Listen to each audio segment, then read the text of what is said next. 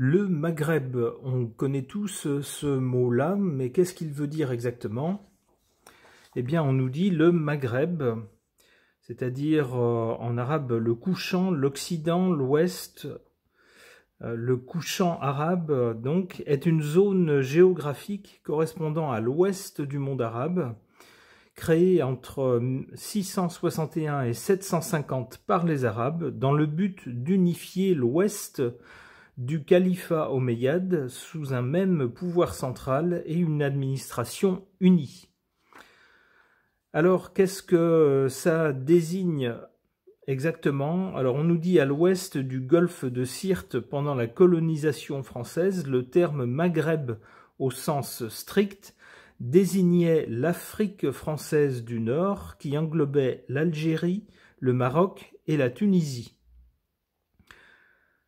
Apparue dans les années 1950, la notion de Grand Maghreb se réfère à un espace qui inclut également la Libye, donc la Libye qui n'était pas une colonie française mais une colonie italienne, qui se trouve plus à l'est, et la Mauritanie, ainsi que le territoire contesté du Sahara occidental, donc qui est revendiqué par le Maroc. Elle fait référence à un espace géographique, mais ce concept reste peu utilisé. Alors, on nous parle également après d'autres concepts concernant les limites du Maghreb. Donc, on voit que ce terme Maghreb peut recouvrir des réalités différentes suivant la personne qui en parle.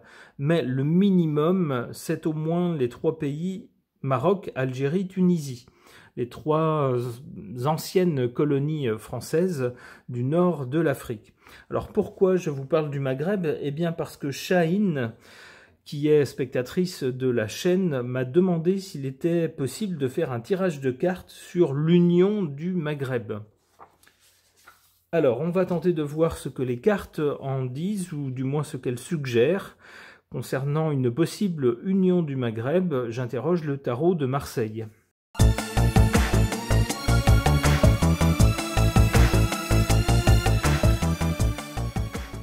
Alors, que suggèrent ces cartes par rapport à l'union, une possible union des pays du Maghreb? On parle du Maroc, de l'Algérie et de la Tunisie. Possiblement plus avec la Libye éventuellement.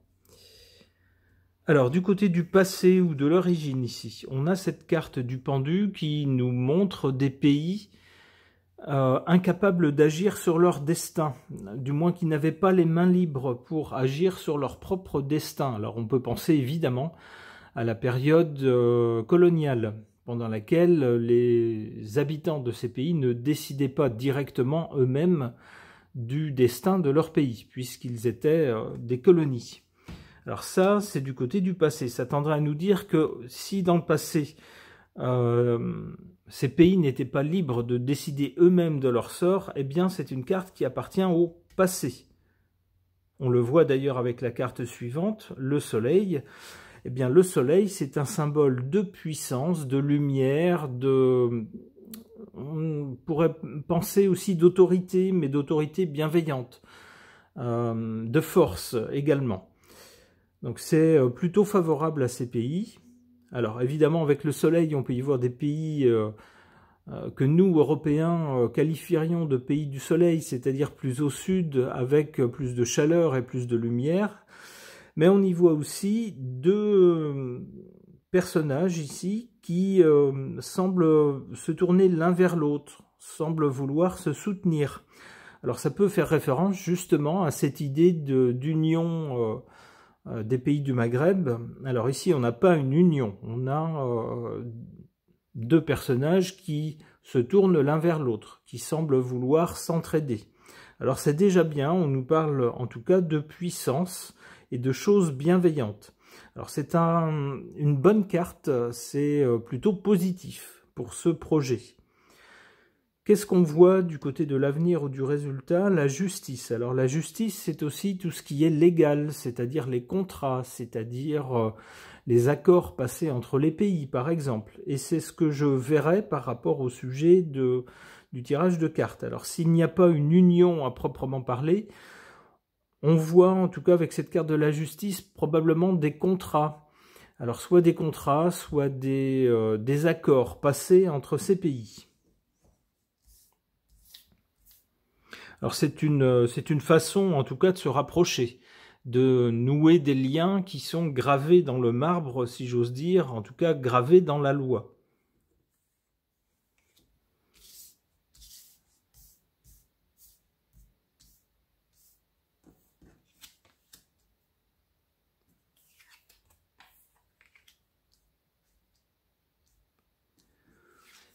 En défaveur de cette possible union des pays du Maghreb, on a l'étoile. L'étoile, habituellement, c'est une protection. C'est également un espoir que les choses vont s'arranger, vont aller mieux.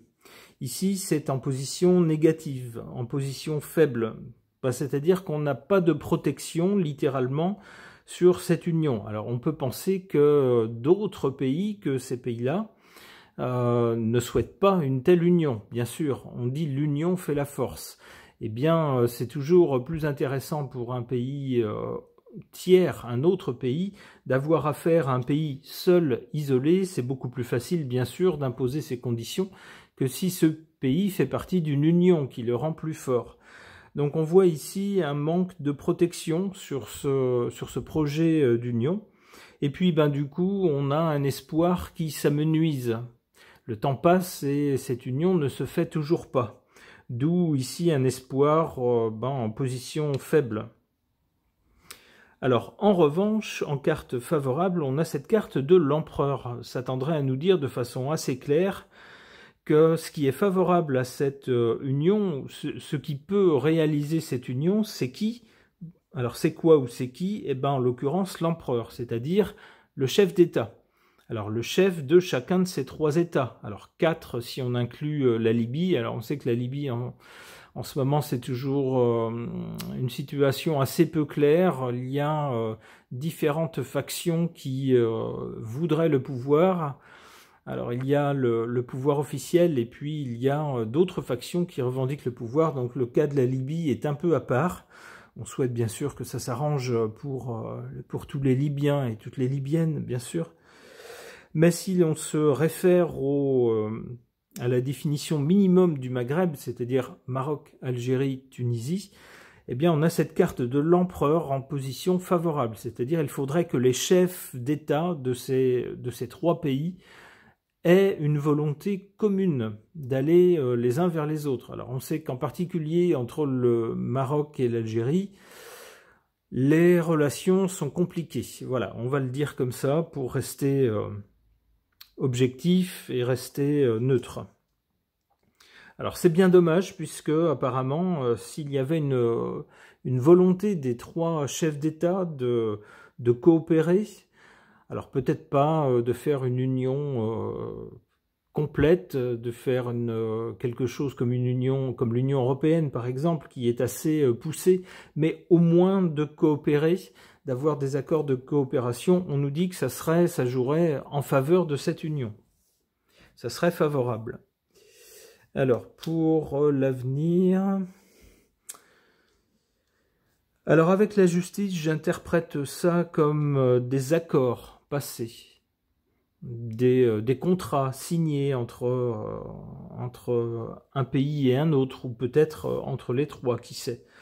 Attention quand même, parce que derrière ces accords se cache le diable, c'est-à-dire que il s'agira certainement d'accords concernant des choses concrètes et probablement financières, et derrière ces accords qui seront présentés au public de façon bienveillante, regardez comme on s'entend bien, on a un comportement d'adultes, de pays adultes qui sont capables de mettre en commun leurs intérêts pour un bénéfice commun. Ça sera l'image présentée au public. Et bien derrière, il y aura plein d'arrière-pensées. Alors d'un pays comme de l'autre, certainement. Et quelle sorte d'arrière-pensée? Chacun essaiera discrètement de faire valoir ses intérêts, d'imposer ses intérêts, et puis de lier les mains de l'autre pays. C'est toujours ce qu'il y a avec le diable, c'est-à-dire qu'on parle de choses concrètes, Alors, il y a bien des choses concrètes qui sont amenées, mais ce qu'on ne dit pas, c'est qu'il y a un prix à payer, c'est qu'il y a une contrainte là-dessus. C'est ce que nous dit cette carte du diable. Bon, l'impératrice, là-dessus, ça tendra à nous dire qu'il y aura quand même des choses qui seront organisées entre un pays et un autre. On ne parle pas encore d'union, mais en tout cas des contrats et puis des accords d'un pays à l'autre. Avec l'impératrice, donc, les choses seront correctement organisées. On arrivera à organiser des choses tout à fait intéressantes. Et puis, il y aura aussi pas mal de communication là-dessus. C'est-à-dire qu'on expliquera aux populations pourquoi on passe ces accords et quel est le bénéfice à en attendre. Une dernière carte. Le mat. Alors j'aimerais penser que j'aimerais bien interpréter cette carte et puis dire qu'il s'agira d'accords originaux avec des choses surprenantes qui n'auront peut-être jamais été faites avant et qui surprendront un peu les gens dans le bon sens. Mais étant donné le contexte, je vois aussi surtout le côté négatif de cette carte-là. C'est-à-dire que on aura peut-être dans les personnes concernées par ces accords ou les pays concernés par ces accords, certains qui vont se mettre à faire n'importe quoi, à ne pas respecter les accords, à partir un peu dans tous les sens. Et puis, ce qui risque d'arriver aussi, c'est qu'il y ait un des pays qui quitte l'accord, qui disent à un moment donné, ça me plaît plus, ça me convient plus, donc cet accord est terminé et je sors de cet accord. Bon, ok. Concernant la possibilité d'une union du Maghreb, des pays du Maghreb, et à la demande de Chahine, j'interroge mon oracle Béline augmenté.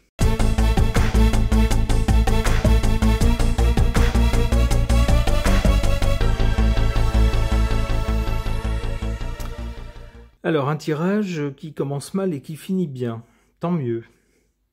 Qu'est-ce qu'on a du côté du passé, de ce qui s'est passé avant ici?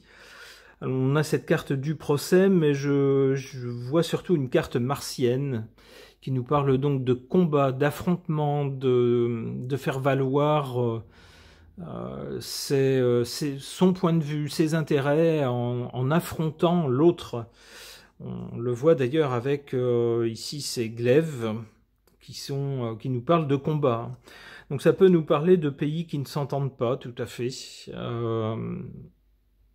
des pays qui s'affrontent alors directement ou indirectement, peut-être de façon un peu sporadique, pas en une guerre ouverte et qui dure un certain moment, mais en une série de petits incidents, de petites anicroches. C'est ce qu'on voit en tout cas dans cette carte-là. Alors avec le procès, il y a aussi des questions d'intention. Si on ne s'entend pas, c'est, on va dire, à cause de l'intention de tel pays qui ne nous convient pas ou qui nous semble malhonnête, par exemple. En tout cas, on voit que ici, alors du côté du passé, on voit qu'il y a des désaccords, au minimum, voire des affrontements. En tout cas, on ne s'entend pas. Mais cette carte est du côté du passé. Ça tendra à nous dire que les conflits, ou ce qu'on se reprochait les uns les autres entre ces pays, à un moment donné, on va tourner la page. On va se dire, pendant qu'on s'accuse de tout, de rien, et puis qu'on ne coopère pas, eh bien, c'est autant de manque à gagner pour chacun de nos pays. Donc, c'est pas intelligent. Donc, à un moment donné, va peut-être falloir s'asseoir un petit peu sur nos différends et puis avoir une attitude intelligente, adulte, en se disant qu'il faut quand même essayer, malgré nos réticences, essayer de coopérer pour notre intérêt, dans notre intérêt. Mais qu'est-ce qui se passe au présent ? On a cette carte de la peur. Alors la peur, elle peut être inspirée par diverses choses. On peut se dire, le pays voisin, il est animé de mauvaises intentions, donc on n'a pas trop envie de trop se lier avec. Ça peut être ça peut être cette peur-là. Ça peut être aussi de se dire le pays voisin, derrière lui, il y a d'autres pays, d'autres grandes puissances ou d'autres grands pays qui se cachent. Et puis, si on noue des relations avec lui, on va se retrouver pieds et poings liés avec ces grandes puissances et on n'en a pas envie. Ça peut être ça peut être cette peur-là. Ça peut être aussi la peur de l'inconnu, c'est-à-dire on n'a jamais encore tenté une union de ces trois pays, en tout cas récemment. Donc on a un peu peur de savoir où ça va nous mener. Et puis finalement, c'est plus confortable de rester replié sur sa seule sphère nationale, ses seules limites nationales. Ça peut être cette peur-là aussi. Alors en revanche, du côté de l'avenir ou du résultat, on a quelque chose de bien meilleur. On a cette carte de la mort, nous dit-on, qui nous montre quoi? Qui nous montre des cœurs enflammés, des cœurs jumeaux presque, qui sont enflammés, entourés de fleurs, et puis d'un oiseau joli qui prend son envol apparemment. Alors tout cela avec sous l'égide de Vénus, la planète Vénus, qui a la réputation de présider à tout ce qui est agréable, tout ce qui est bien, tout ce qui est beau, tout ce qui est joli. Et on y associe la couleur verte. On remarque la différence avec Mars ici. Donc ici, c'est un bon présage pour l'avenir. On peut également noter que la planète Vénus est connue également pour favoriser les rapprochements entre les gens, entre les pays, entre les concepts, et pour nouer des contrats justement, des contrats ou des accords entre les uns et les autres. Donc cette carte est très très favorable à une union dans l'avenir. Alors remarquez, cela dit, qu'on ne voit que 2 cœurs sur cette carte. On voit 2 cœurs et puis un troisième larron. Bon, ça pourrait figurer les 3 pays.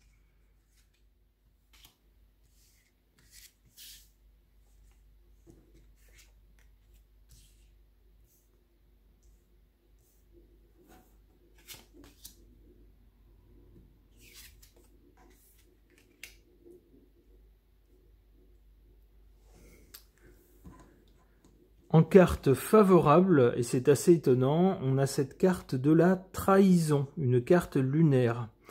Alors il est possible que par rapport à la situation actuelle, où ces pays en fait vivent plus les uns à côté des autres que les uns avec les autres, chacun essayant de nouer des partenariats de son côté avec différents autres pays, différentes autres puissances, eh bien il est possible que pour l'un d'eux, les partenariats noués avec un autre pays étranger se terminent par une trahison, ce qui pousse ce pays à se dire finalement on est mieux entre pays voisins, entre pays frères. On va chercher ailleurs, au loin, des partenariats avec d'autres pays, et puis ça se finit mal, ça se finit par des déconvenues, des trahisons. Eh bien, pour cette raison, on va plutôt en revenir aux pays voisins. C'est ce que je vois dans cette carte de la trahison qui pourrait être favorable à une union. Trahison pour l'un de ces 3 pays dans ses partenariats avec des pays plus éloignés. Et du coup, ce pays reviendrait vers les pays voisins en disant « Bon, ça marche pas comme on voulait avec d'autres puissances, d'autres pays étrangers, essayons quelque chose entre nous. » Alors, ce qui joue contre, en revanche, ce qui est défavorable à une union, on nous le dit ici, c'est l'inconstance.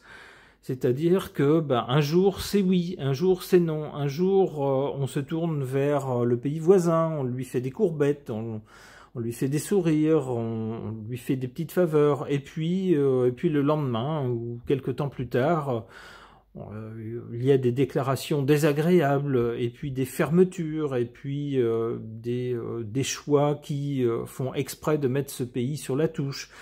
Vous voyez, donc c'est une alternance de chaud et de froid, et évidemment ça ne joue pas dans le sens d'une union durable, d'un lien durable.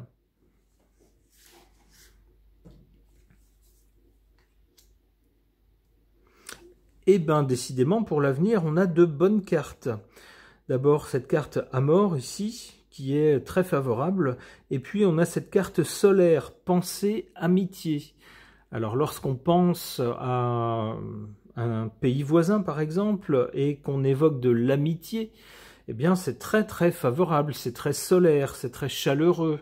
Ça va dans le sens d'un renforcement des relations et de relations chaleureuses d'un pays à l'autre.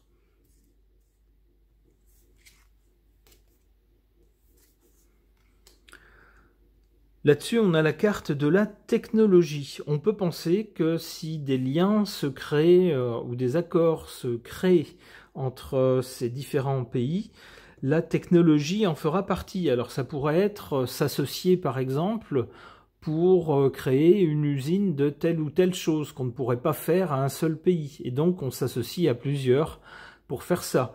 Ou alors un projet incluant des technologies venant de chacun des pays pour travailler à un projet commun. Ça pourrait être ça. Ça pourrait être aussi, grâce aux technologies actuelles, on va pouvoir faire des projets communs qu'on n'aurait pas pu faire dans le passé, parce qu'on n'avait pas les technologies adéquates. Une dernière carte. Eh bien, vous voyez ce qui tombe sur ce bel avenir, en tout cas, concernant une union possible, un appui sous l'égide de Jupiter. Alors la planète Jupiter est connue pour gérer, pour présider à tout ce qui grossit, tout ce qui enfle, tout ce qui s'étend, tout ce qui s'enrichit aussi. Tout ce qui va vers le succès. Alors on voit ici d'ailleurs un aigle qui semble avoir la terre à ses pieds, ce qui est un beau symbole de réussite. On nous parle d'ailleurs d'appui. Eh bien, selon ce tirage-là, il semblerait que, à la faveur peut-être de la trahison d'un pays étranger envers l'un des 3 pays du Maghreb, eh bien, l'idée d'une union refasse surface, ou en tout cas revienne sur le devant de la scène, et cette fois-ci avec succès. C'est ce que nous disent ces cartes concernant l'avenir. Eh bien, c'est tout ce qu'on souhaite. En tout cas, on souhaite le meilleur pour tous les peuples des 3 pays du Maghreb, qu'ils soient du Maroc, de l'Algérie ou de la Tunisie. On souhaite le meilleur à toutes ces populations. On espère qu'ils auront devant eux un bon avenir, et si possible, un avenir en plus en commun avec de bonnes relations. Ce tirage est maintenant terminé. Merci de l'avoir suivi.